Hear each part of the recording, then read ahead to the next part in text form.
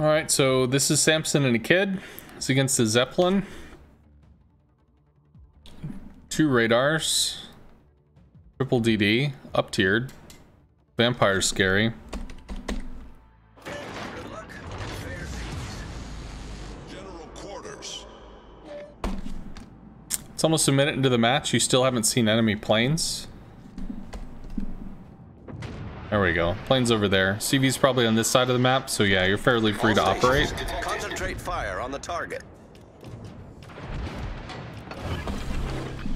You are... Smoke generator started.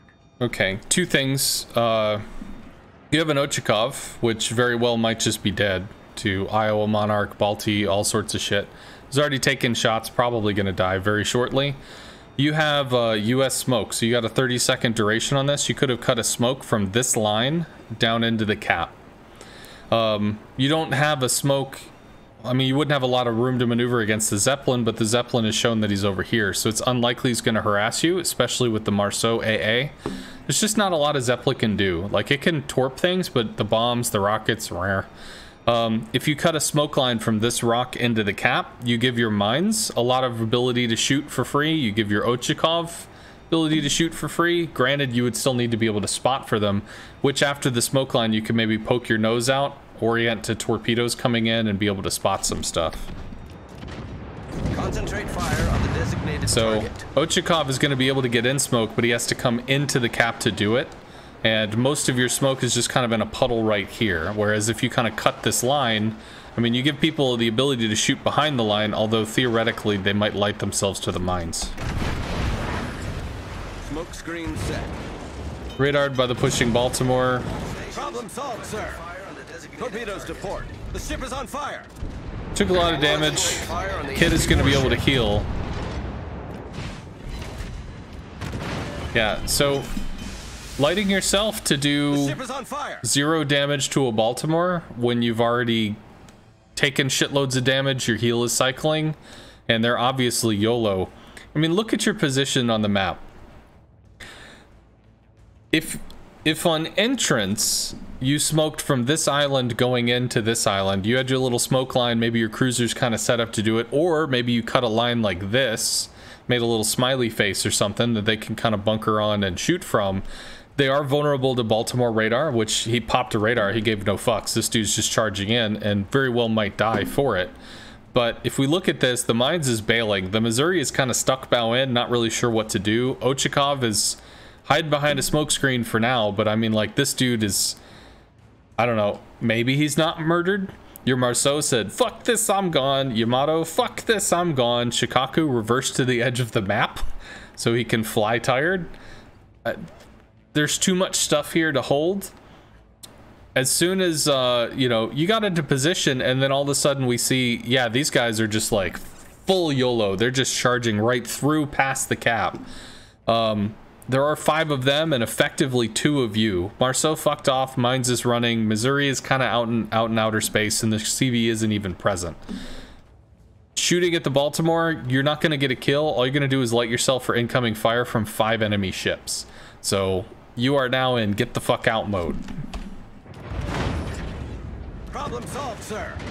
No, see, the reversing, other than reversing away from the island is cool. Ochakov is dead. Engine boost deactivated. Attention, reporting the target position. So, okay, he was bowing before, so he's decided to commit to his decision and charge.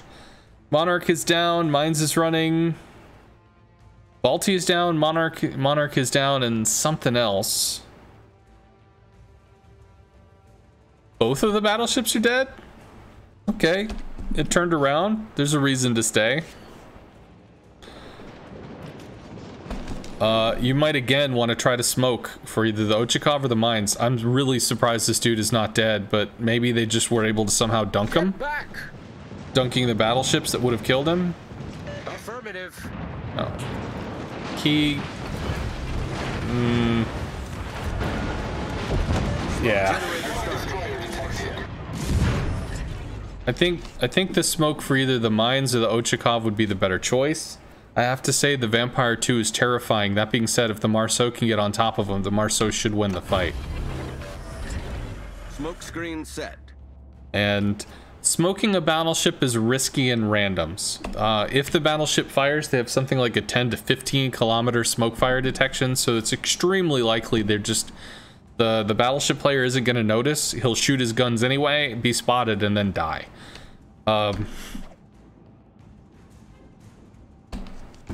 You have 9,000 health and no heals. Benson has about 15,000 health, and you are charging the Benson. I just want to point that out.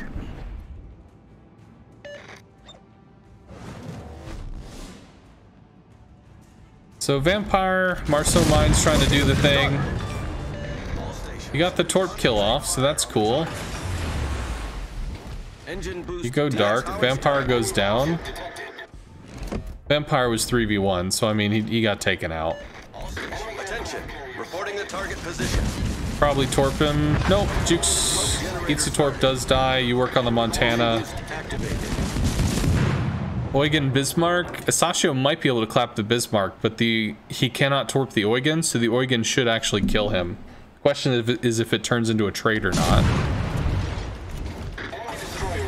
Affirmative. Engine boost deactivated. And it was a trade, which is too bad. Well, it was a trade because the Shimakaze killed him, not the Asashio.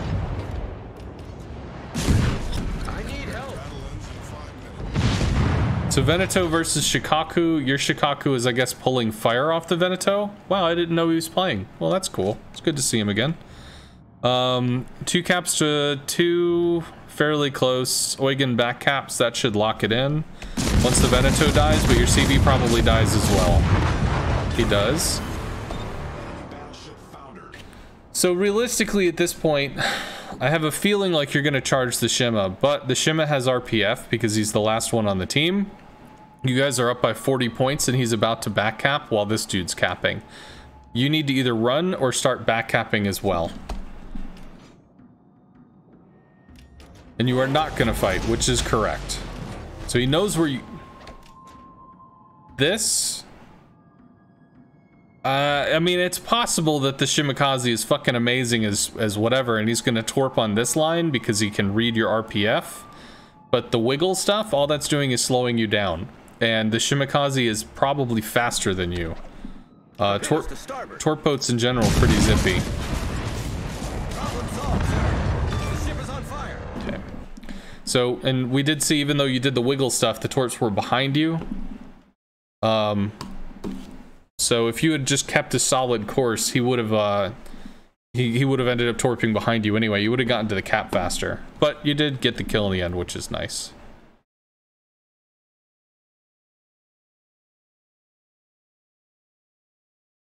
Well, your team pulled it back, which is pretty cool. I did not see that coming. I saw their YOLO basically just overtaking the cap and ripping your dudes to shreds. What else is in here?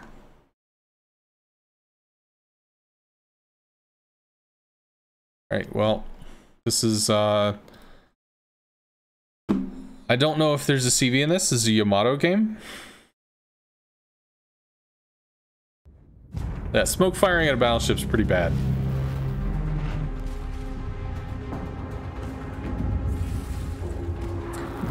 Don't need to go in for the cap if the other DD is in it. Well, the other DD was a Marceau. Marceau has no ability to hide. So there's no CV in this. Minisir, is there something I'm looking for with this? If you're here?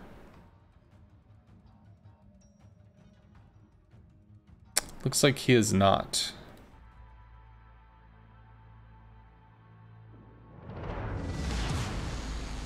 Well, if there's no CV to this, I'm just gonna go ahead and skip it.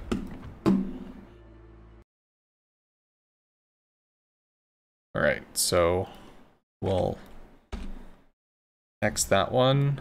Okay. This is a clan battle replay that was submitted. So let me go ahead and do this. Do that. And this isn't a Hakuryu, so this will be something we can comment on.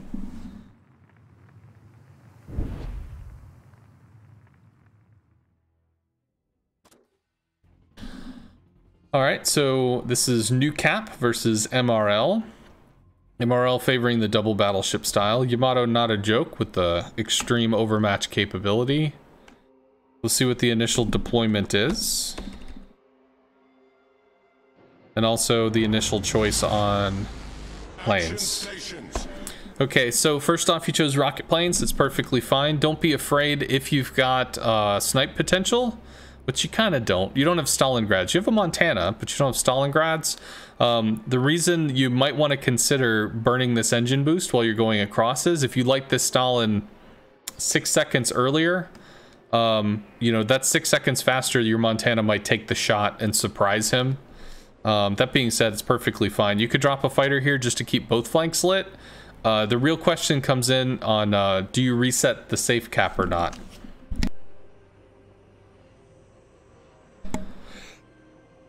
Oh man, sorry. Which I guess we'll see what you end up doing there. Okay, so this is an extreme push. They're all going to alpha. So this is what's considered a safe to safe cap push, which is not completely uncommon with double battleship. Because double battleship, if they're split in two pieces, they might get hammered by CVs. They might get hammered by independent operations.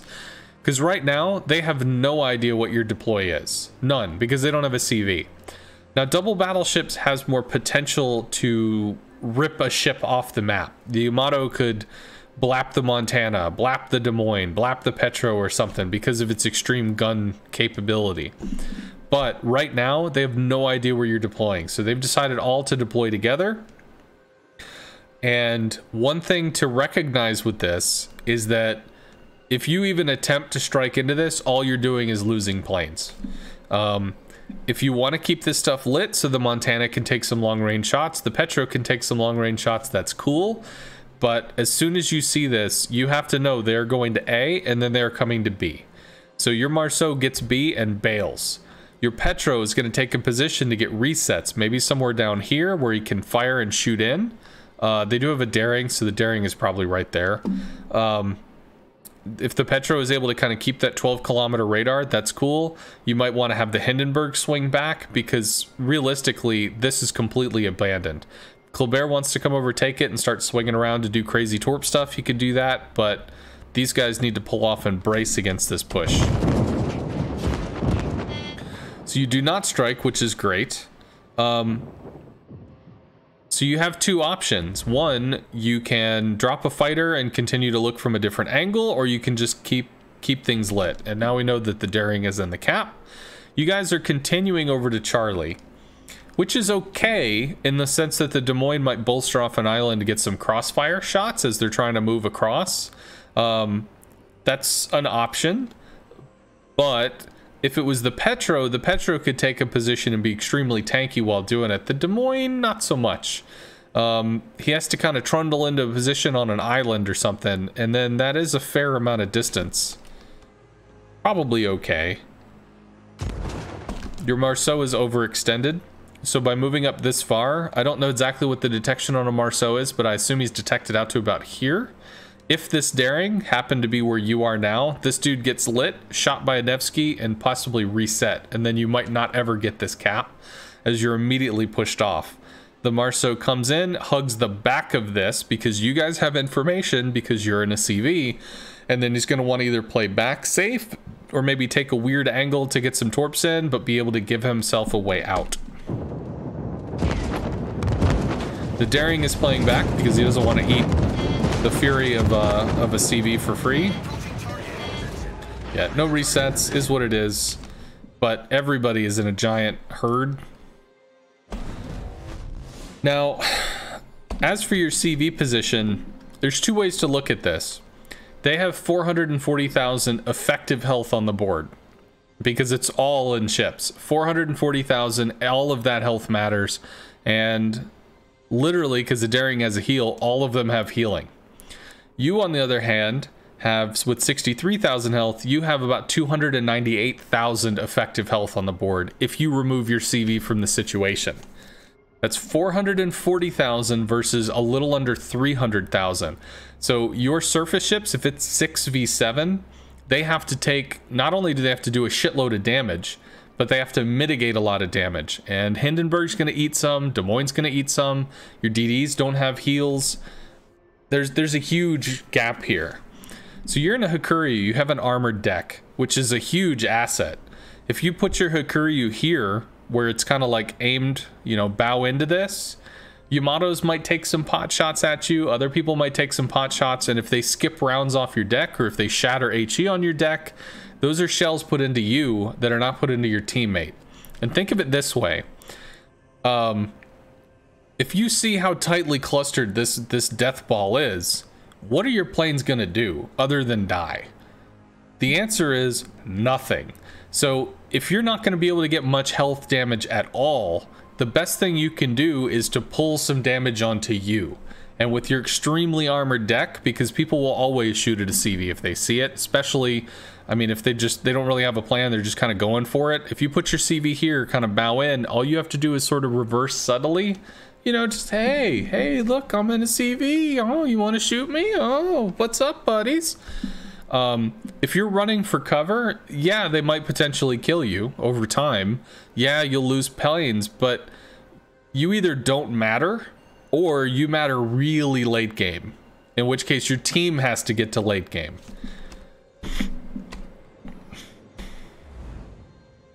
So I don't think you need to be running for cover, because usually that just means you watch all your teammates die and you're the last person alive. So good news is enemy is lit. Bad news is your Montana is still committed. So as soon as you saw this ball of death, your Montana swings out like this. That way he's angled to the Yamato fire, and if he wants to, he can bail. Your Petro swings out like this.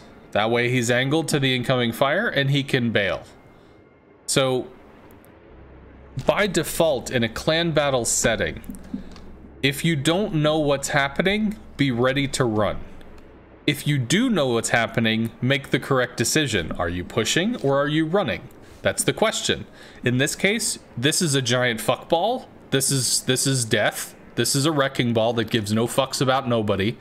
So your Montana at this point is either committed and turns this way or tries to YOLO turn in front of double Yamato and all of their friends. So this Montana is dead.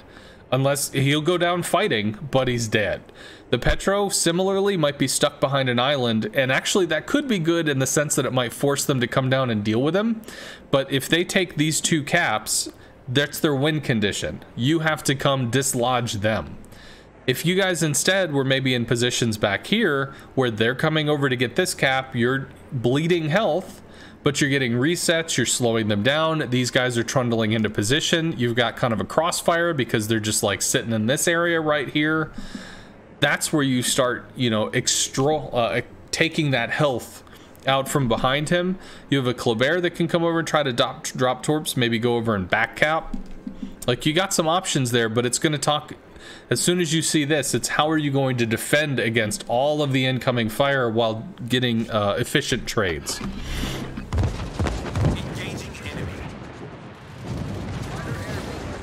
So Petro isolated. He pushed forward, so you get some damage here, which is nice. Good. You even pull him off of line a little bit, so he's not pushing B, he's now outside. And potentially taking a lot of damage from the Petro in the south. So this was not a coordinated advance. Their Petro goes down. Nice. Bomb's going to be a little tough. You can breach through this, but you're going to lose a lot for it. Also, bombing open water in a Hakuryu is hard. Can great players do it? Sure. Can you practice it in a training room? Sure. But it's not set to be a Hakuryu's strength. So realistically, if you're going to bomb something, you're going to try to bomb the Stalingrad. The Yamato's AA isn't amazing, but it's flak. More flak walling, more shit to dodge, more obnoxious stuff screwing up your attack line. And you'd even have to strike over a Stalin.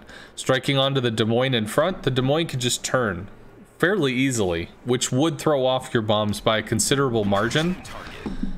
Pre-dropping is okay. You might not get to your target if you don't bring enough planes.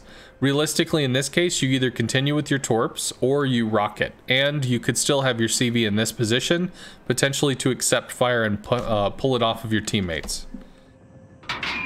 Note, your Des Moines is already dead. He really needed to stay on an island position to stay safe while showering damage over, and potentially moving to go to pressure a back cap with the Kleber. The Hindi could be, you know, derping around whatever kind of long range shooting, but it looks like he's also taken some pretty nasty amounts of damage. So still, you're bracing against the push. Good news is your Montana has gotten out. However, your Montana has put himself in timeout. He's staring at the wall. So your Montana this is where he's gonna die. This is where he is. Granted, you might kill them before they kill you, but your Montana has no ability to get out other than like humping the wall, and that's awkward. Petro's taken a decent position where he's got the island kind of blocking him, and he's like, hey, you want to push this? Bro, I'm gonna hurt you. So this is a dislodge position, which is actually pretty cool. The fact that he's able to get in there, I mean, the daring could come over and try to torp into it, could try to harass from down here or something and dislodge him. But if the daring's not going to do that, this guy actually has some really nice warding shots in case they want to try to get into Bravo. Daring is in B.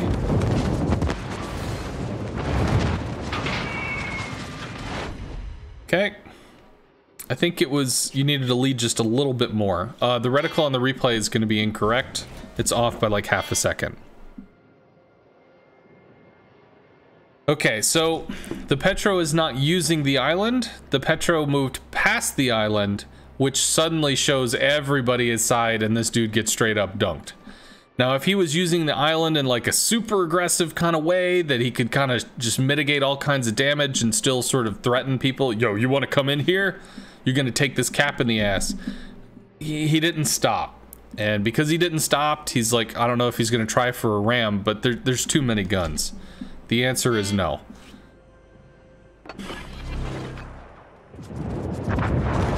Okay, so y'all are down. Again, 329,000 effective health on their team. Every single player on their team has a heal. So 329 plus healing you haven't even seen yet, versus 63,000 health taken off of this. You've got 124,000 health effective on your team. And the Kleber doesn't heal, the Marceau doesn't heal, and who knows how many heals the Hindi's gone through. This is an extreme, you know, you guys are almost like out health 2 to 1. You have to get your CV pulling fire off of your teammates. You have to. It's not optional.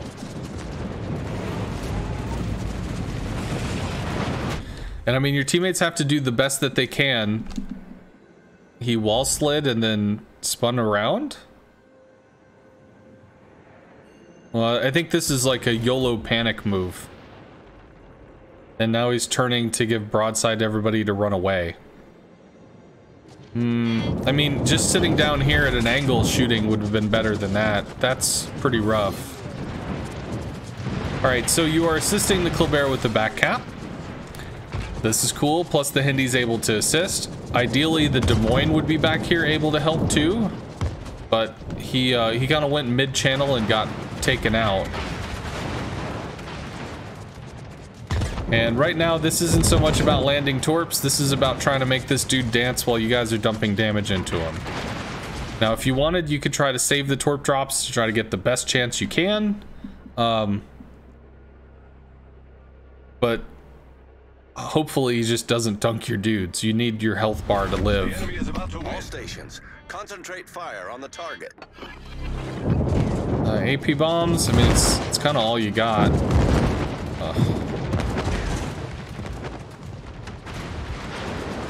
Maybe get a single pen. There we go. Citadel works too. Enemy cruiser foundered. Your Hindi is about to be focused. Your Montana is dead. Kleber's gonna come in with the back cap. Stalin radar, Des Moines radar is out of position to deal with that. Hindi is dead. They have 2 full health Yamatos. So if we think about that, that's 200,000 health, plus probably another 50,000 in healing for both. So at this point, in order to win, all you have to do is 300,000 health to take out 2 battleships, an additional 60,000 health to kill the Stalingrad, and you're still not done. So if you could just pull out a 400, maybe 500,000 damage game with 0 additional torps other than what you've got, 4 AP bombers plus what's returning, and 5 rocket planes, then you're going to be able to save this one.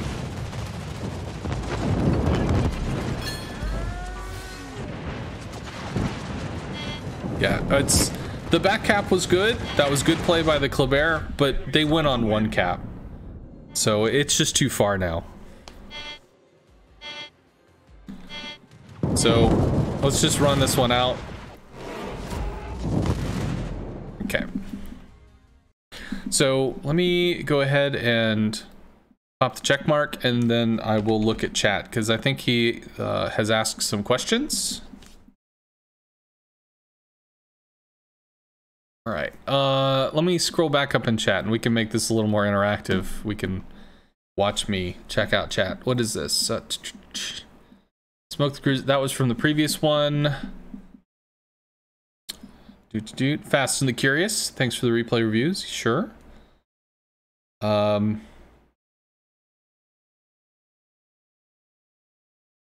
Okay, you could not reset them ever. It's a DD and Cruiser A. You won't get a strike off. That's correct.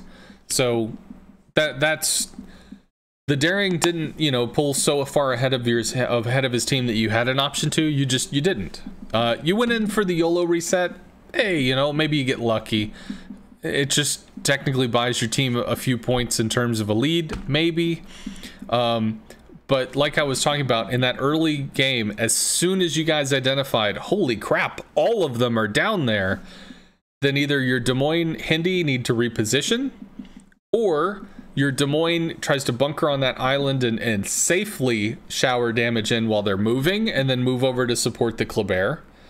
The Hindenburg could have come back and done like some max range HE farming, because I think the Hindi's range is like 21 to 24 kilometers. It's something stupid. So the Hindenburg could have like been out at a distance, just kind of showering in damage while they're in the cap. Because at that range, he should have been able to kind of maneuver and maybe keep himself safe. The Montana overcommitted. That did not help him. The Petro also did not get into a kiting position. The island position could have been strong, but it wasn't going to work out, especially when he came around the island and then just got nailed. So there's a lot of positional stuff to go over, which one of the best things you can do in clan battles is to do replay reviews and kind of look at what happened and think, well, how could we have done this differently? Okay, just didn't know what to do, just wanted to cycle planes. In that situation, you don't have anything you can do because there's just one giant fuckball of doom. That's one of the things where a lot of people are going to say, well, CVs are extremely strong. CVs can do this, they can do that, they can do this. In that position, you can't help. It's a 7v6. You cannot do anything, not anything meaningful. The amount of planes you have to throw away just to be able to do something is extreme. Their Petro helped you when he just like cut out in front of his team and said, hey, torp me, bruh. So he allowed you to join the party and do something for about 2 minutes, and then you went right back to, well, fuck, I can't do anything again. That's part of the weakness of the carrier. It's on the enemy team to exploit that, and if they do, congratulations, you've got really good spotting. So the best you could do is kind of pull in your ship's health and just try to bait fire really at that point. Should you focus the Yamato early on? No, because you never could. There was never a point where the Yamato was not escorted by at least 3 cruisers and a second Yamato. Like there's no interaction there. There's no positive way. There is no way in hell that you deal 150,000 damage to a Yamato that's sitting on top of 4 ships. None. There's no possible way. You go in with 12 torps, you hit him twice. Congratulations, you did 15,000 damage and you lost 12 planes. You could do it a second time, you did another 10 because you didn't have a full rack of 12 and you lost them all. Like, your entire match damage output would be like 30,000 damage, and then you just get to watch everybody die while you have no planes. Like, that's not better. It's nice to be doing something, but there's only so much you can do. What option do you have as a CV player against a death ball? Spotting. That's the option you have. Now, if you go on the forums, you're going to see lots of people. Spotting is OP. Well, it's OP because your team can shoot, but if they have 500,000 health and you have 250,000 health, congratulations, guys. I'm looking at them for you, but there's still the trade. Like, your team is gonna melt. It's just not gonna go anywhere. Spotting OP, but there wasn't a lot of options there. But it is what it is. So we'll look at, I think you had another one. We'll check that out. In summary, I think the tips for me as CV were put your health to take shells off your team, spotting, find some ships that go out of the death ball and help with DPM. That is the best that you can do. That was what you were limited to in terms of options. Which sucks. But that's what you were limited to. If somebody straight off, you could attack them. You attacked the Petro. You attacked the Nevsky later. That it's straight off. You were able to kind of do some work on that. I think you landed one torpedo and he danced around a bit. Realistically, if he's not stuck under the guns of a battleship, he can turn. And that's exactly what he did. The Hindenburg's chucking probably HE, so I mean, he's spinning around. He's not worried about citadel damage. So if he's just spinning in a circle, there's only so much torpedo stuff you're going to be able to do. The Hawk is not nimble. Spotting is great in that you can see where the enemy ships are going and if they break up. Because if they do break up, then you know you can do something, or you know your team can try to make a play. So spotting, yes, and very important. I mean, the fact that you guys had the information that they were in a death ball meant that you had the ability to change your entire positioning to deal with the death ball, as opposed to just being like, surprise motherfuckered, as they swung around and, oh my god, there's 7 of them here, and they just eat 3 of your ships and then kill everybody else. Okay. Sorry, a lot of talking. I've wanted to do replays, and I just to Pork Dumpling as well as everybody else in the audience, please forgive me. When I look at replays, I try to just go in and give you anything that I see, which unfortunately could be like, dude, can you just stop fucking harping on this? Can you just like just stop? I'm not trying to harp. I'm just trying to point out stuff often as loudly and consistently as I can. It's actually a teaching technique to hit through reinforcement. So if you can see the same issue happening multiple times, you can call it out multiple times, it reinforces it and kind of seals it in memory. I liked the fighter on the Colbert. He does have a Hindi, but the Hindi's AA range is not great, and theoretically this guy could try for resets. So it just gives him a little incentive not to. This... I'm a little confused by this. There's 2 things that are happening here which are interesting. One is, I'm assuming if you came this way, you're spotting. Okay, cool. We spotted the Nevskys going in. Awesome. So you got a good scout. You're coming over, and there's a small, and there's your Marceau. Marceau does not have a smoke screen. So if the Marceau is hurriedly trying to dive into Charlie to just get there to get it done, well, there's a CV that can light him. And if the CV does light him, then the Smolensk is going to start ripping into him, or at least is going to be trying, because it's a pretty fair distance. So if your planes are over here to try to bully this off to give your Marceau some breathing room, I kind of understand, but at the same time, your planes are not going to kill a Smolensk. Versus, if instead of coming on this line, you came on this line, or maybe you just dropped this, ran over here, spotted, swung over, and then your planes would be right here as the Nevsky enters the cap. You loiter for about 15 seconds and then swing over, bam, hit the Nevsky, get a reset. It'll give you like a 10-point lead overall because of the reset. So instead of having like your Colbert finishes the cap, you're up 10, maybe 15 points. You hit the Nevsky, you're up 15 to 25 points. That's a real and immediate benefit to your team if your planes were here, because they can get you points. They have a Marceau which is pushing as well. You might be able to get the reset here if you pop the engine boost, maybe. Otherwise, you could try to go on the Marceau and try to bully him off. Okay. All right, you were able to save the reset, which is great. So you guys are already up 9 points. Probably get up to about 20, maybe 25. And double Marceau against them. Yours does not commit.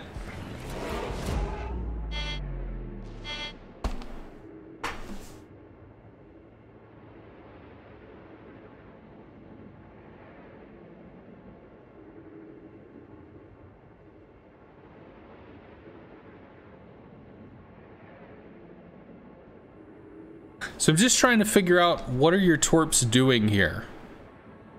What is the goal of this? It could be to spot, but if you spot the Petro in roughly this position, nobody really takes advantage of it. If you spot the Thunderer in that position, nobody really takes advantage of it. The Thunderer is escorted by a Petro and a Nevsky. You're not really going to be able to just joyride all over him. The thing that's happening on the map right now, you've achieved your safe cap. They have achieved their safe cap. You guys are up 24 points. Now, the entire focus of this match is either on A, is the enemy team threatening our safe cap and do we have to bolster up and defend? Or B, who takes the contested? So either A, it's you're looking at this and what's happening over here. So maybe your torpedo planes are looking for like, well, what's going on? Or B, you need to be on top of this. Is it likely that you're going to be able to torpedo a Marceau? No, but you do have a heel. And you have a Des Moines and a Montana and a Petro and a Marceau that can be shooting at these dudes while you're on top of them. If you go over here, you can harass and potentially land a torp, or better, guide their turns. If you torp them and they have to swerve, well then your enemy team or your team knows where to shoot. I don't know what you're intending to get out of the middle here unless you just drop a fighter for general spotting and then go to the Marceau, but I think the Marceau is where the action is right now. Okay, so if you go on this Nevsky Thunderer, if you land torps to the Nevsky, that's going to work well for you because for the most part that damage is going to stick. But this is where everything's happening right now. You know, this is the place to be. And the Nevsky is actually very angled. You might get one.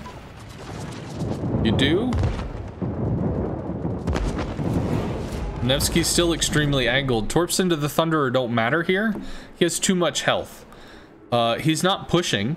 Nothing's really happening with the Thunderer, although he might be taking long-range shots. Unless you get a detonation, this dude doesn't die.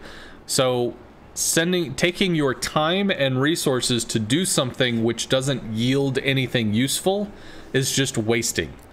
And while you're over here, what happened to Charlie? They took Charlie.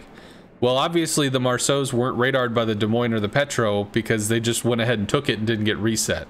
If you were over here kind of like on top of them, maybe you keep them out of the cap while your team trundles into position and kind of figures out how it wants to handle things. So this is going to give them an advantage long term because they've got 2 caps to 1, and you guys have to figure out how the hell you're going to get in there to take it with 1 Marceau against 2, which is kind of dangerous as hell. You don't have a smoke screen or anything, so I mean it's just full on open water dealing with it, right? All right, so we got 12.6 into a Thunderer. He's not particularly able to heal that. But that's still like 80,000 damage to take this dude off the map. Hindy's not going to do it. These dudes are busy with the Marceau and stuff. It's just, this isn't going to matter moving forward. And take a quick drop or whatever because you're there. All right, so Kleber has rotated off. This actually, if the enemy sees this, and I believe they just did, that means that these two, a battleship and a Nevsky against a Hindy and nothing else. Although maybe there's a Kleber sharking around or something the CV could stick on top of, because Kleber AA is not amazing. This is a signal to the enemy team that they could start to push this and actually take the 3rd cap. So contested is lost, and the back cap is now in threat because you've had to rotate resources off of it. Secondly, because you do not have smoke, how do you get in? I don't have an answer for that. Right now, this is looking extremely tough.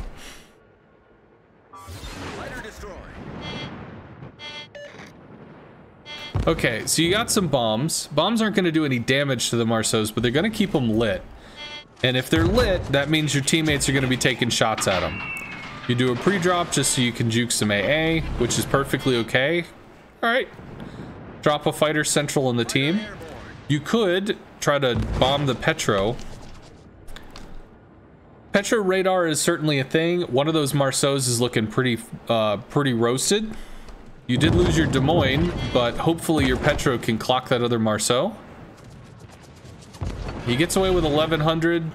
That might be something to send rockets to, but it can be tempting to chase the kill, but there's a lot of other shit going on right now, and if this dude's fucking off, he's not really a problem right now. Right now, you've got a Marceau looking to try and cap. You got a Colbert looking to support. I think you either have to be climbing on top of this Marceau to keep him busy, although it looks like he's pretty bunkered up. He's just trying to hide. Or you have to go in on the Petro, and that means diving a fighter, which means losing planes. But if you can keep this guy suppressed, no matter how many planes you're throwing at him, it's more likely you can take this cap. And if you take it, then they have to retake it. And you can hopefully make that work in your favor. Okay, what I'm seeing here is I think you're being asked to chase the Marceau and AP bombs. You're not going to kill this. You're going to lose. Well, I mean, you might bomb a Smolensk, but right now you're not assisting here, and this is where the action is. So you're off in a part of the map that's just not being influential. All right, so the small smokes, Petro's still trundling up. Your Marceau did lose half of his health. Your Colbert also got pretty beat up, and once again, you do not have this cap. Your Hindi is actually pushing now because this is so desperate. He's trying to make a play on Bravo. I mean, might work out. At this point, you either have to figure out how do you get your way in here, or you have to heavily support the Hindenburg to try to figure some way to make this Holy Grail mission work out. The Marceau is just not going to be dislodged unless the Petro gets really good shots into him. Get a drop with 2. Might be Citadels. It's a Petro. So if you can work on the Nevsky, you can help your Hindenburg here. Even if it's just keeping the Nevsky lit when the Kleber hides, Hindenburg could maybe clap that with some AP. Cool. So I like this. The Nevsky is angled to the Hindi. Granted, the Hindi was probably going to die to the Thunder, but the Nevsky is angled to the Hindi unless you torp him, in which case if this dude turns, the Hindenburg AP might shred this guy.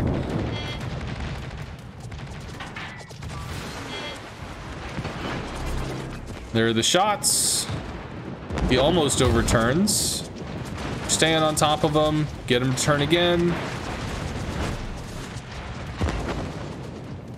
So, I mean, it's a Hail Mary mission. This dude's pinched between 2 ships. Didn't pan out, but you tried. Good news is, everybody looked at this so hard that the Montana took Charlie. Or maybe the Marceau took Charlie while everybody shot the Montana or something. But you did actually you were able to, this was so loud and so noisy that you made something happen over here, which is pretty badass. Unfortunately, they still win off of even a solo cap because they win in 2 minutes. But it's a good take.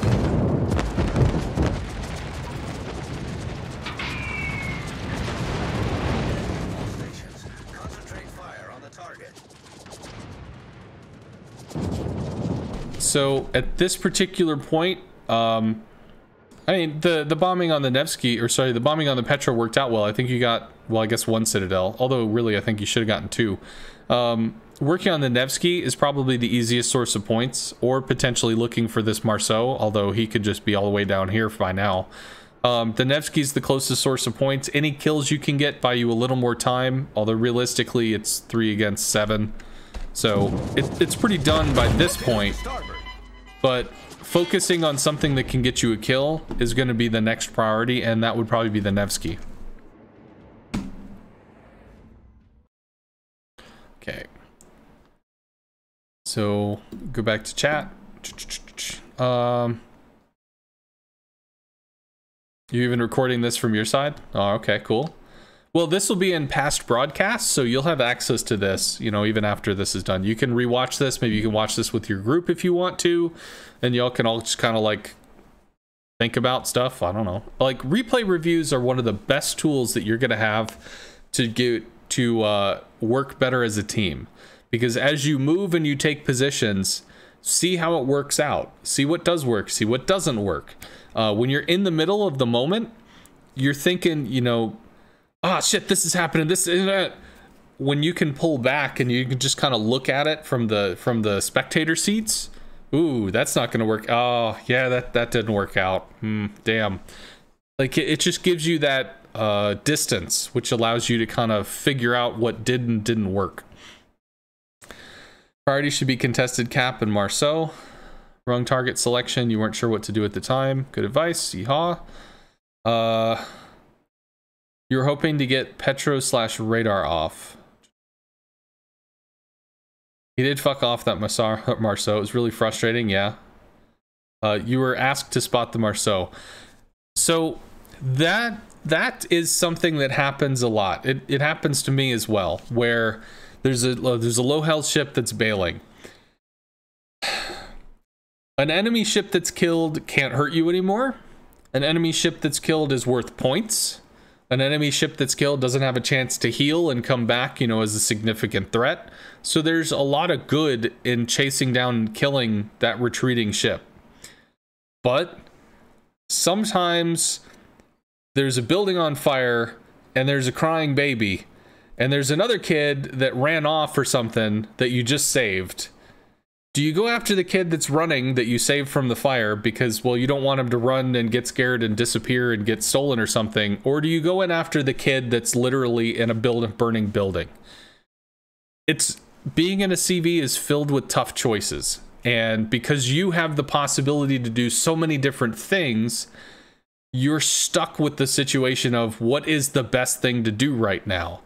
You're going to have a lot of people that are going to want to chase that kill. And sometimes that's the right choice. But sometimes that's going to take a lot of fucking time. And you don't have that time to deal with that right now. And sometimes you just have to say, no, I can't do it. This is what we're working on. This is what matters now. And you have to tell them no. So sometimes as a CV, you just have to, like, put your foot down, not doing it. And if they get mad, yell at each other after the match. Or better yet, look at the replay. Do you upload the replay analysis to your YouTube? I have uploaded some, but I should probably upload more. Being realistic, I probably should upload more. I don't know how many people actually watch it, but just for archival purposes, because if we're spending all the time doing this, we might as well keep it so that it might be useful. Okay, so these were 2 clan battles. Target selection. I think I'll just try to go through what's here. So this sounds like this is going to be a highlight game because he said he missed a Kraken by a little bit, but whatever. Are you contested Cap/Petro at sea? Enemy Hawk put fighters on him a lot. Should you sacrifice planes to go for that drop instead of waiting out? No, but that's one of those things where, let me do this, starting this replay.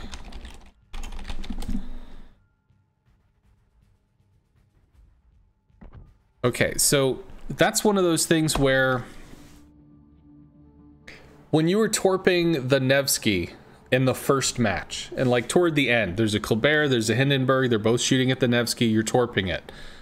Were you getting tons and tons of damage on the Nevsky? No. But what were you doing? You were tying him up. If bombers are coming in on a Petro, even if he has a fighter, there's a good chance that the Petro isn't staring down the barrels of his gun trying to kill bitches. There's a good chance he hears his AA going off, and he looks to find you and he hits the priority sector or something, and then he goes back. And then he's worried about getting bombed in Citadel. The more that you can overwhelm a player, sometimes that's a smokescreen for your allies. And if it costs planes, you got more planes. That being said, don't be stupid. But if you can, you know, the more you can smokescreen and, you know, make everything loud and noisy and strange, the more likely your Marceau has a little more breathing room to try to get some capping in, because the Petro isn't shooting at him, he's looking at you because he doesn't want to get dunked with citadels or something. Oh shit, so he slows and he starts to rudder or whatever to avoid your bombs. It's not about getting the kill in that point, it's about being noisy. That being said, if you're not going for the cap and you can't secure the kill, then yeah, don't waste planes. Only use your resources where you see it's going to get you something. And that could be a kill. It could be bullying somebody so badly that they bail, like the Marceau bailed. Or it could be just to keep them overwhelmed. All right, so this is Shadow Side in the Ryujo.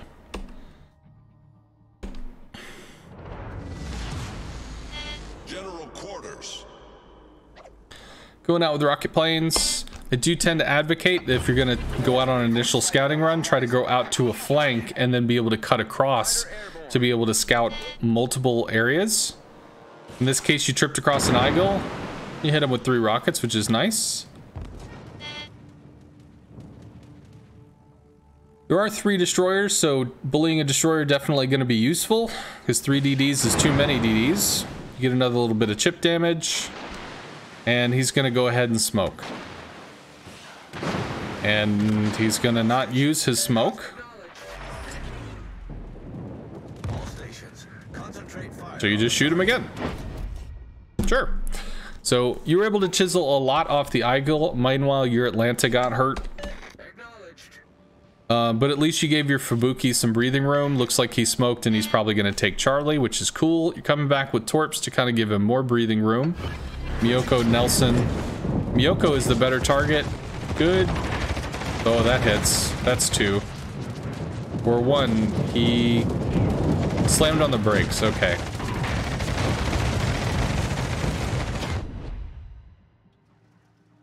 Attention.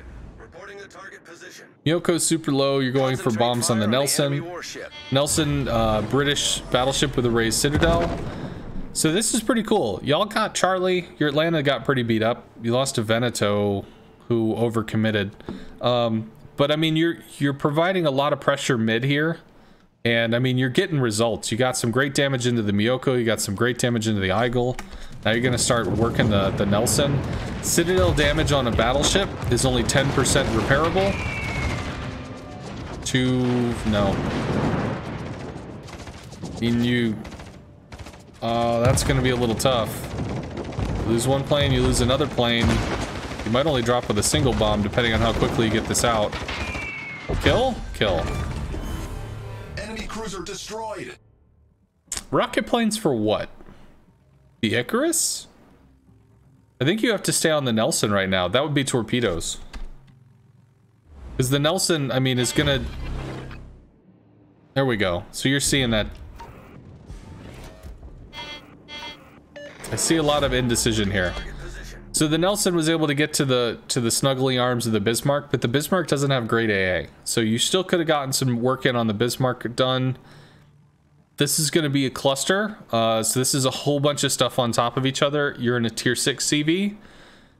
Sure, I mean, the AA off this isn't crazy, but there's not a lot of way in on this. You could bomb the Bismarck. That would probably get you Citadel. Citadel damage into battleships, either through torps or through bombs, is no joke.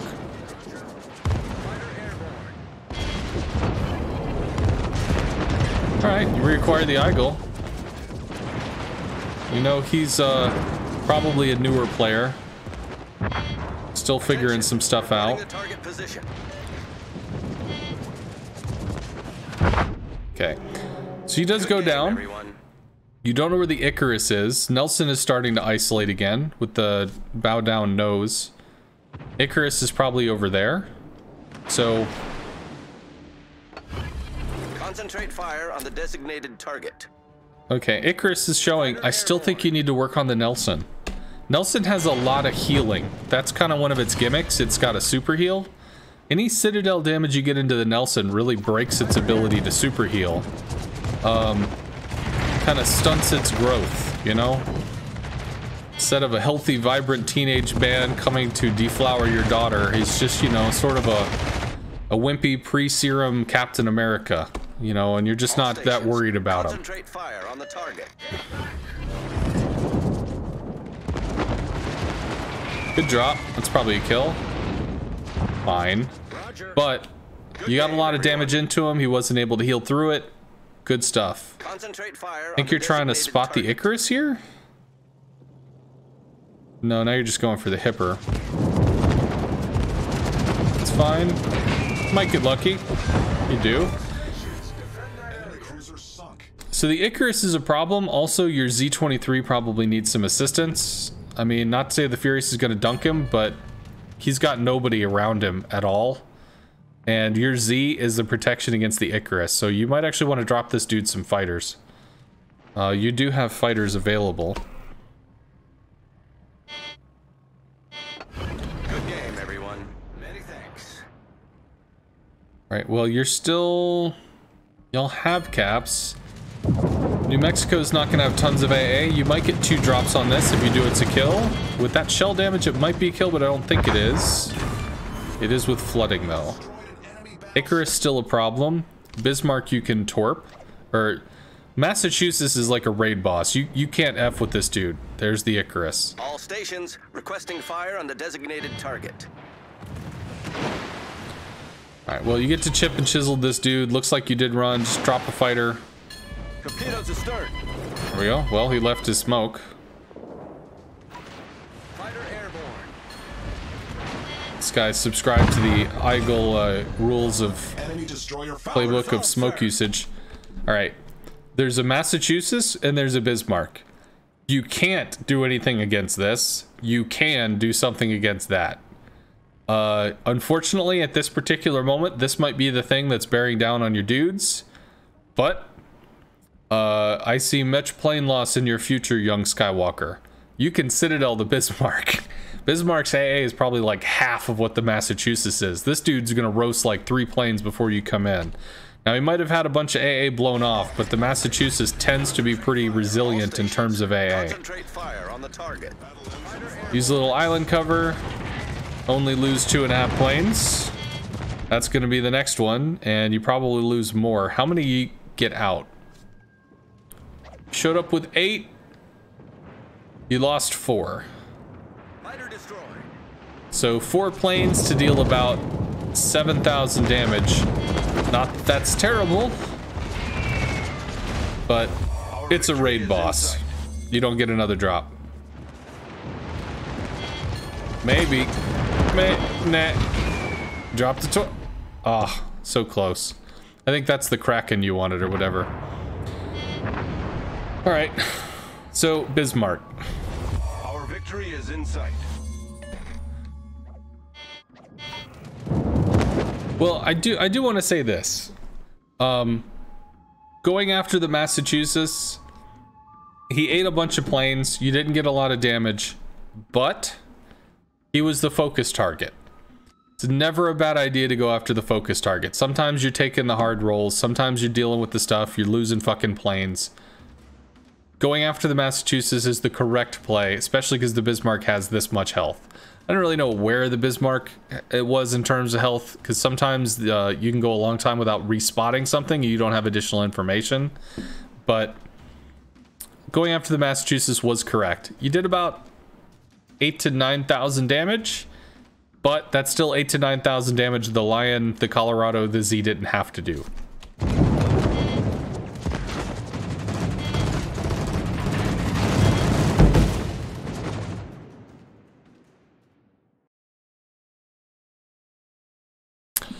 Cool. Alrighty, chat. Snuggly arms of the Bismarck, yep. So, where were we? Midway, I guess.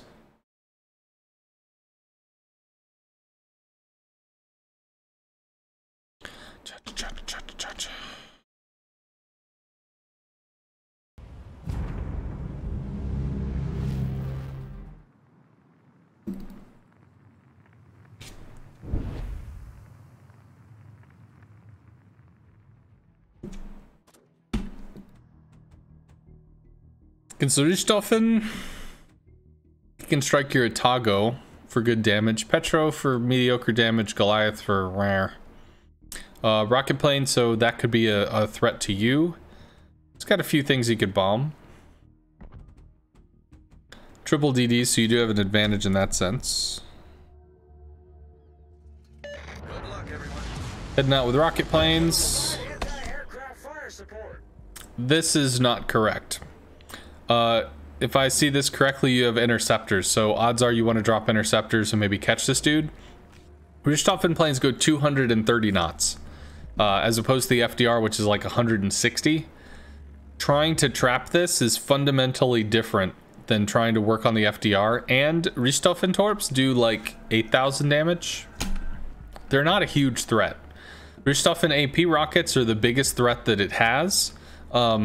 It's more that you would drop a fighter here for the lightning to give him breathing room and then move on. Don't play chase the Richthofen. Your planes are slower than it, so it's unlikely you're going to be in a position to be able to block it. Just pre-drop a fighter, set it in a place where it's going to do the thing, and then the destroyer is going to have all kinds of breathing room to do what he's going to do, because there's nothing that an enemy CV can do to pull the fighter off of the DD. You might catch there. If it's enhanced reactions, it does, which it does. So that should actually kill planes because he didn't recall. Enemy force detected. Okay.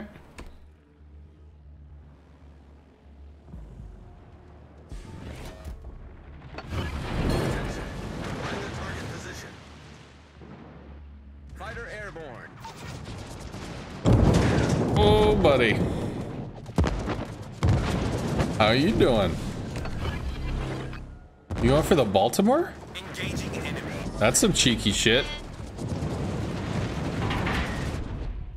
He's reversing pretty hard. That might be 4, unless he slows down. You got 5. 5 into the Baltimore is no joke, because the Baltimore cannot heal. And you got 1 into probably the Burgoyne. Alright, so once again, you drop the fighter, give him some room to breathe. Now, this is a good question. Do you work on the Summers or do you work on the Amagi? According to this, the Amagi has already lost a quarter of his health.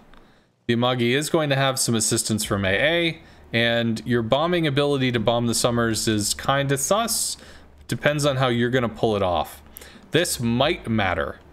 But right now, the Summers is against a Colombo Petro. Petro can deal with him. I guess you could just hover him? Maybe the Amagi's not a huge threat. I suppose you can shoot at the Petro. This is a tough choice. Do you choose the DD or do you choose the Amagi? I think if you strike the Amagi, you don't get multiple strikes because of AA from this, which means you probably do have to divert onto the DD.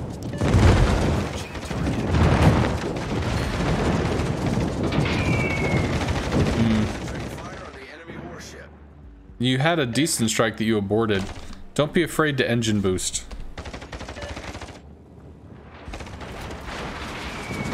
Petro lights radar, which is cool. Summers is looking to YOLO. He's looking to make a big play.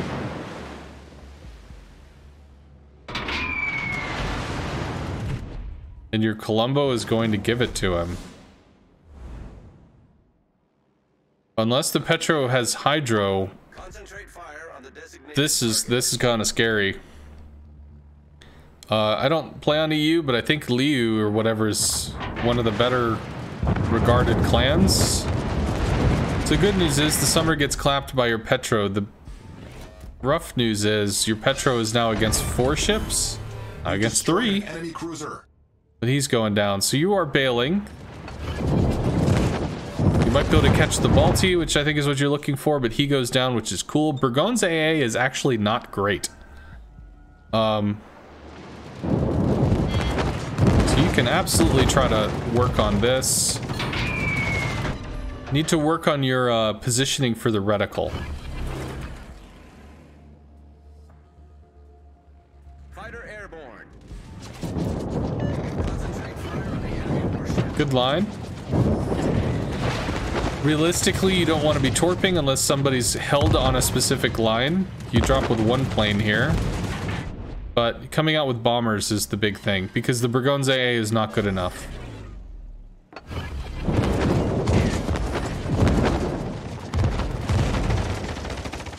You're turning in too soon. So, what you want to do... enemy Burgon was here. Enemy Burgon was here. You dropped your reticle here, which is good. Because you can move this reticle onto him, especially if you slow down. Because your planes are going to keep moving forward, but if you slow down, you'd probably be alright. So, instead of your planes coming in on this line toward the reticle, until the reticle's maybe whatever. Let me adjust this position. Let me redraw this real quick. Come on, go away. So let's put the Burgon's here. You're gonna put your reticle in this position because your planes are coming up from this direction, which is great. You got to about here where you gave up on the curl and you started just like, fuck it, I'm just gonna take this line. And the Burgon ultimately was on, say, this line. So you're skewing the drop. You didn't have to, though. There was nothing stopping you from just continuing forward and then cutting over while you had this correct line. Like, you committed here, you could have committed there and gotten a better strike. It might work out for you. You might get 6 bombs out of 6 or whatever. But that's the second time you kind of turned in a little too early. So you might want to kind of try that out in a training room where you just bomb your ship or something, have it spin in a circle.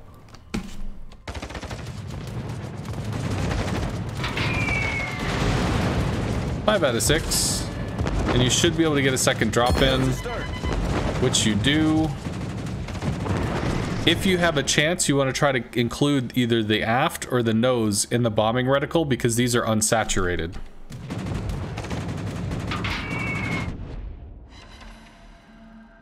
Got some damage. Torpedoes are the wrong choice because you don't have a line on him. If he literally just sits where he is, you don't have a line to torp him. You have to go all the way around to torp him from the other side. Rockets would be the correct choice. Especially because you probably in-capped or lit a fire that he damage conned. You might light another fire. Yeah, it's too close. There's nothing there. So your bombs are back up. The Amagi versus the Burgon.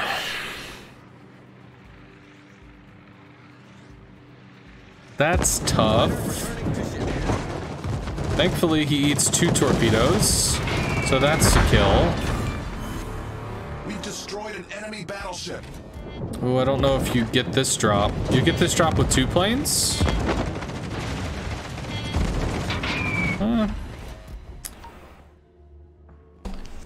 Once again, I think it's rockets at this point. So the tiny the HVARs have 33 mil pen. The Burgon is covered with 32. It's a French battleship. Anywhere you hit, other than guns, is a pen. It's damage. Plus you have fire chance. I mean, the rockets aren't that scary. You should be using rockets. Right now, if you're just trying to torp this dude while he's open water, he's just gonna keep turning. He doesn't care. Kiev is lit. He's just gonna juke the torps.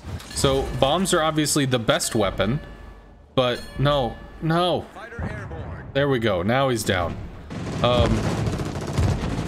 Bombs are obviously the best weapon because he doesn't have the AA to really fight off multiple bomb strikes, and the bombs are very severe amounts of damage. Why are you not on the Kiev? Okay, so you're just trying to like clean issues off the map. Okay.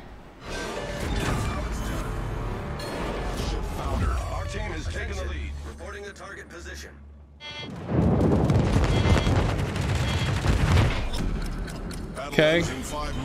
I mean, the 2 destroyers are extremely important, but at the same time, you don't really have the ability to just handle the situation. Not in a way that somehow rescues, you know, the cap or anything. So, just focusing on the stuff that you can focus on is working out. The hell? Oh. Problem solved, sir. All right, so there's a Hindenburg somewhere. There's a single DD, and then there's the Pommern that's... This dude's on a cruise. He's just enjoying his vacation. Direct front. Cool. I like the linger instead of the rushed shot. All stations. Might be a kill. That's how it's It's done. not, but it's close. Provide anti-aircraft fire support.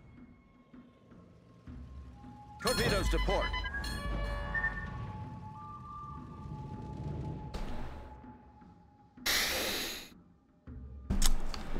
The only thing that could strike the Pommern is you and the Goliath. The Goliath and you don't kill the Pommern. Not with what you've got. You strike the Pommern once, maybe you rocket him. That's not the play. The play right now is to watch these guys and make sure that the Jean Bart doesn't get killed, that you don't get killed. So the Richthofen over here, or maybe the Oland. You're going to want to give information on this. Pommern's not a threat right now. Pommern's off in no man's land. You are, what, 14? You're about 17 something clicks from the Pommern. As long as you're showing your deck and the direction of him, he's probably not even going to be able to do anything to you. So, okay, going in on the Richthofen is better. You're not going to do amazing, but I mean, you can bomb through his deck for fun, and you might happen to see the Uland while you were doing it. This is a problem, because you're turning to where a Pommern could hit you. It's fine drop. And you guys are taking B, you get a point lead, that secures it, it's done. So that's cool.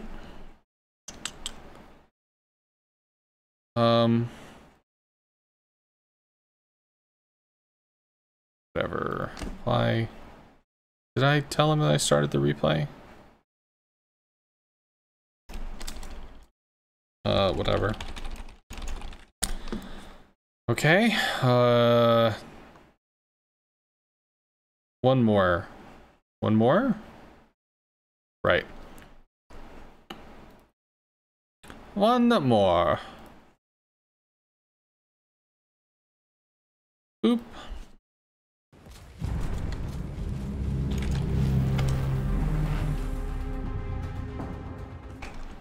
Right. Chat's gone dead on me. I hope you guys are okay out there. Don't die, chat.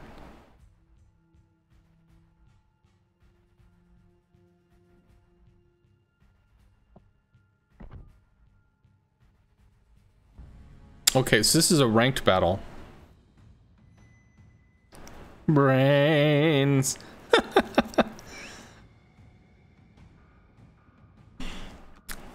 Hello, Hellstrom. Alrighty, so we have a Ryujo, double DD. Nizeno has a pretty significant AA. Visser is a threat to the buddy. Bomb threat on the Bayern Nizeno. I don't know about the Colorado. And the DDs get to kind of do what they're going to do. Good luck and fair seas. So one of the nice things with the Ryujo is you have very low aerial detection. Surface detection is more significant, but aerial detection extremely low. So it's actually quite unlikely that the enemy CV just kind of hovers you to take battleship shells.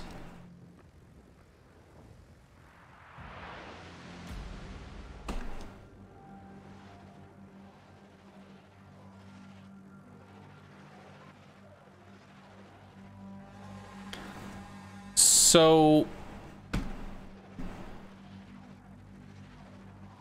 I think at this point you might be committing for the destroyer down here, but you literally don't have any spotted ribbons.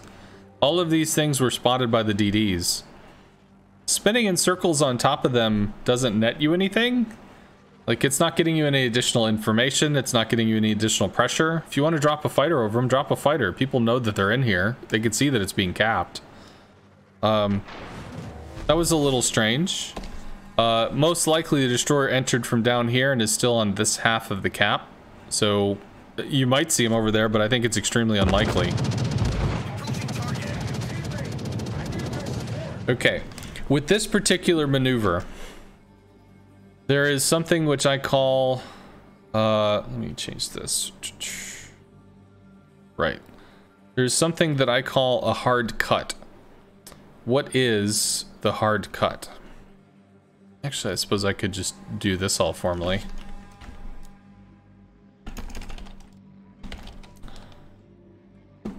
What is a hard cut?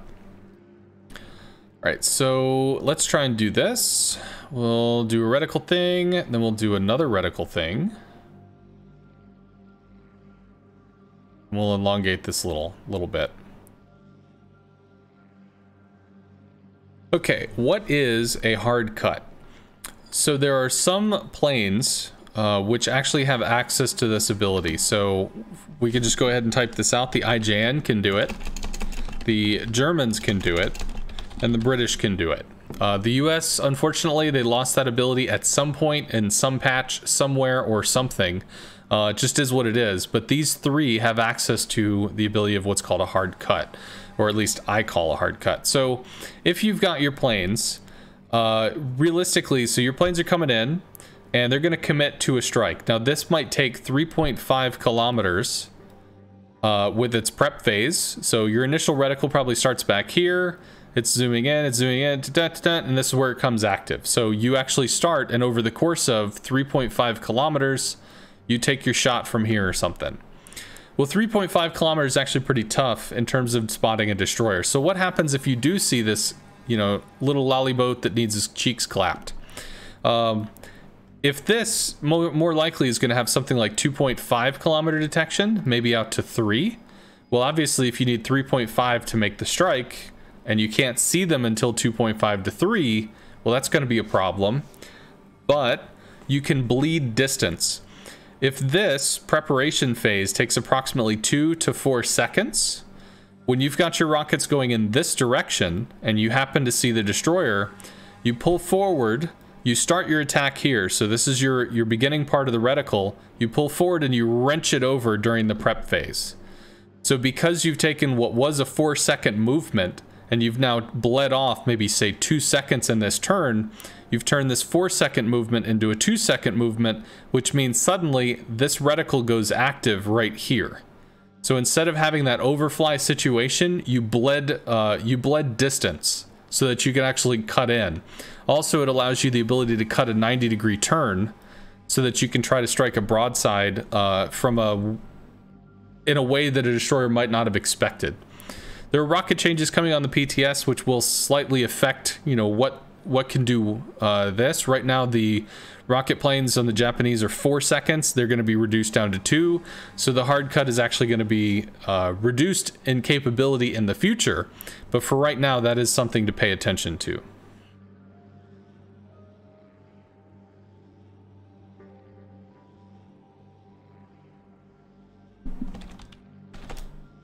Okay. Alright, so we'll go back to this. So we end up getting an overfly, is what it is. No reset there. Like right here, 2.5 clicks, start your attack, slam on the brakes, wrench the reticle over. It'll take approximately 2 seconds. The reticle will land about here, and as you start moving in, the reticle places on top of the DDU fire. Instead, now see, that actually worked. So rather than doing the 90-degree turn, this is more like a 30-degree turn. But you still have that 2.4 seconds as opposed to maybe like 1.8 or 1.5. I don't think that results in an overturn, especially since he's slowing down. But that's just to kind of describe the concept. Get back! Alright, so this is a ranked game. It's 1 cap to 1 cap. Your Bayern is suiciding. He's gonna 1v4. He's gonna go in there, be the hero, murder everybody. He's gonna just like throw fucking grenades onto decks and just blap people. Boom, you're gone. Bah, you're gone. He's gonna just like hop over, just like literally jump out of the water over the Z-39's torps. This dude's just gonna like Super Saiyan it all up in this bitch. Meanwhile, 3 against 2. Graf Spee is imitating the Bayern on the other side of the map, while the Fubuki is like, nope. And the buddy hasn't committed. After this guy dies, Colorado gets focused. I think you have to work this side to try to finish this issue off. They're going to finish your Bayern for you, so you don't have to worry about that. If the Graf goes down to the ships, you hover the Fubuki. They hopefully finish the kill, and then you try to work on this remaining section of the map. Oh, do you get a torp there? No, that's too bad. So, yeah, Buddy was playing super safe. So Grafspe fed himself to your team. So they're all like, yeah. Bayern fed himself to their teams. They're all like, yeah. They're looking at the Colorado like he's the next snack. Meanwhile, you should be looking at the Fubuki like it's the next snack. But you've got bombs out for the Nysa now. If you're gonna do something, it needs to result in a kill. Nysanow's AA is not bad. Plus, it's got a Colorado that's going to be chipping in an extra little bit of love. You get one strike on the Nysanao, you're going to hit this dude for as much as 9,000 damage, and he's still going to have 28,000 against a Colorado that's probably just going to eat death from multiple angles.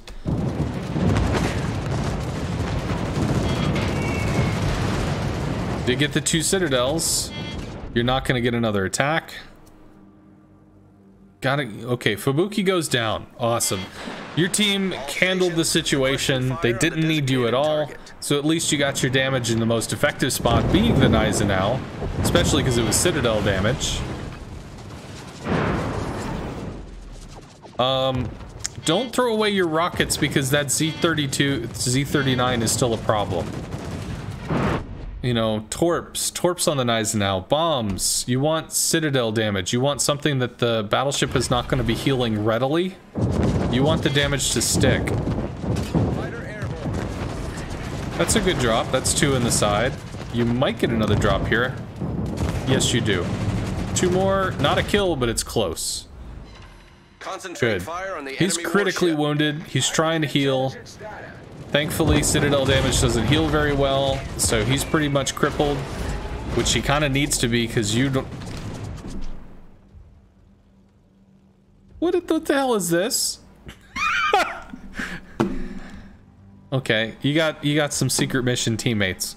So they have decided that the OOCV is absolutely more important than the 3 battleships that are running the Budnoy and you off of the map. Right. Well, if you get some Citadels here, you finish off the Nysanao. That's looking pretty good. Colorado is a lot of health. Warspite is a lot of health. And these dudes are going to take like 4 minutes to actually figure out what side that the battle is going on. So right now they just, you know, like high-fived. Oh man, we got him, bro. Yeah. Meanwhile, fuck! Fuck!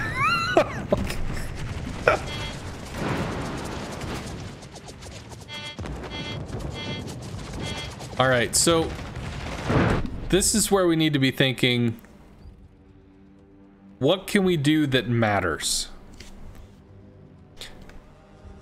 Colorado, Budnoy's half. Colorado's 56,000 health. You're still running. You probably don't get clapped. You probably get to the island, which would be fine, really. As soon as you get behind an island, the Colorado is so damn slow, he's not going to chase you down. So the Nysanao is either going to eat torps from the Z, or fire into the Warspite. So right now the Warspite is the most important thing on the map to go after with torps or bombs. If you torp the Colorado, he's not going to care. He's going to eat the torps, keep coming over and take A. If you bomb the Colorado, he's not going to care. He's going to take the bombs, keep coming over and take A. The Warspite, however, if the sooner you get this off the map, the sooner the Nysanao realizes there's something else to shoot. And then you might have more resets on the Colorado between the Buddy and the Nysanao, and maybe the Akatsuki somehow counteracts the Z or something. Realistically, you go for the Warspite, then you use your rockets, assuming you still have some rockets, to go haunt the Z. And allow like a backcapping situation so that you can make sure that you're accruing all the points you need to get. All stations, see, the Colorado's just not the choice here. You might get 1 torp into it, you lose this plane, you probably even lose that plane before it can drop. Yep, you do. So it's not going to result in anything. The Colorado has too much health. It's got pretty decent AA. Whereas the Warspite you can actually get Citadels into. No. Alright, so at this point you're getting resets. The Neisenau is...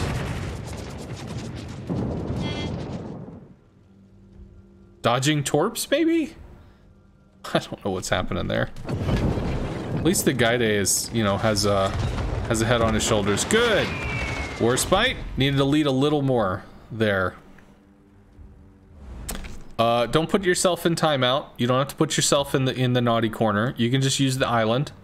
Colorado might have to go around the island to get you, but that's okay. You can play Ring Around the Rosie with the Colorado all day if you want. Still, you gotta stay on that. You still have to stay on the Warspite. The enemy is about to win. Okay, so you lost the battleship and the DD. And you struck the Colorado, you set a fire, but it doesn't matter. He puts it out. You don't have the resources to be able to kill this. You do have the resources to kill the Warspite. Gotta be looking at the Warspite or the Z. Both of these are sources of points. Gaide has no health. If you deal with the Warspite, if you deal with the Z, this guy backcaps Bravo. You win. You not only get points off of this, but you get additional caps. You cannot dick with this Colorado. You can't kill. This is where somebody on a forum somewhere goes, but CVs are OP. And you get to look at this and go, but how do you deal with this situation? The answer is you don't. You gotta deal with what you can deal with. Z is backcapping Charlie. You guys are losing the point lead. Maybe the buddy pulls off some Hail Mary BS here. Maybe. Colorado has less health than the Warspite now.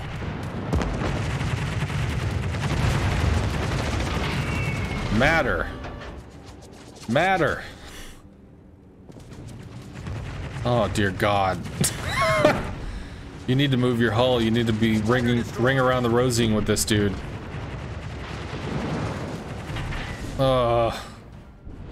This is painful.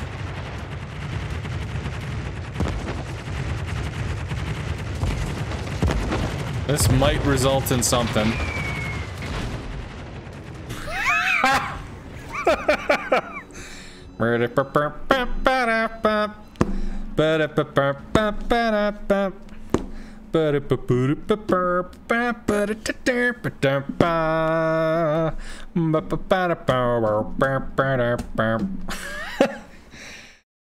That's just there. Yeah, it was there was a lot of good target selection that turned out there. The Fubuki did not need assistance getting killed, which is great, so that worked out in your favor. You had a bunch of teammates that suicided. There's only so much that you can do in that situation. But just imagine you got 45,000 damage into a Colorado. What happens if you got that in, if you put that damage into the Warspite? What happens if the Warspite was dead and then you had rocket planes for the Z before the Z killed your teammates and you had those two teammates left? Like, that changes the entire course of the match. Even if the Colorado runs around the island and kills you, although theoretically you're faster than a Colorado, so you should just be able to like ring around the rosy with that bitch, because you have planes. You'll see him, he can't see you. You could just, like, you know, do the Benny Hill song with the Colorado as long as you want. His health doesn't mean shit if he literally can't shoot anybody because he's chasing the CV. Yeah, Warspite Z. You gotta put the damage where it matters. And the only reason you got even close to killing the Colorado was because the Budnoy decided to come out of cover and just kind of help some.